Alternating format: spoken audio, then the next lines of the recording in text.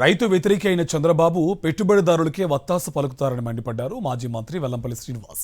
చంద్రబాబు ఎప్పుడు అధికారంలోకి వచ్చినా రైతులకు కష్టాలు తప్పవన్నారు.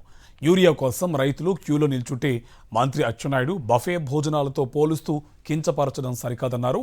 రైతు సమస్యలపై పోరాటంలో భాగంగా ఈ నెల 9న చేపట్టనున్న అన్నదాత పోరు పోస్టర్ను మేయర్ రాయన భాగ్యలక్ష్మి పార్టీ శ్రేణులతో కలిసి ఆవిష్కరించారు వెల్లంపల్లి శ్రీనివాస్.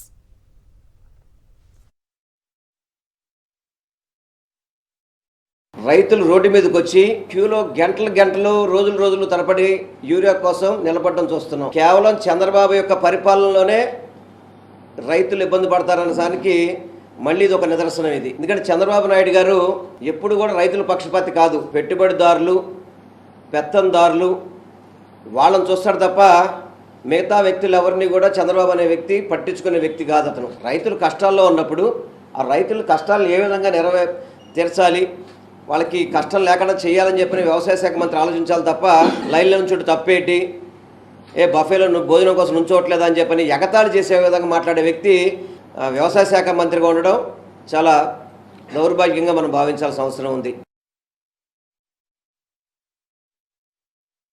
పార్టీ నాయకులు, కార్యకర్తలు అందరం కలిసి యూరియా ఎరువులు ఏ రకంగా రైతులకి అందకుండా ఈ కూటమి నాయకులు చేస్తున్న ఈ కుటుల పరిపాలన గురించి తెలియజేసే విధంగా వాళ్ళ పరిపాలనని తీవ్రంగా ఖండించి రైతులకి న్యాయం చేసే విధంగా మేము 9వ తారీఖున మా పార్టీ పిలుపునివ్వటం జరిగింది. కాబట్టి పార్టీ తరపున మేము రైతులకి అండగా నించొని 9వ తారీఖున భారీ ఎత్తున రాష్ట్ర వ్యాప్తంగా ప్రతి ఒక్క జిల్లాలోన ఈ కార్యక్రమాన్ని చేపట్టడం జరుగుతుంది.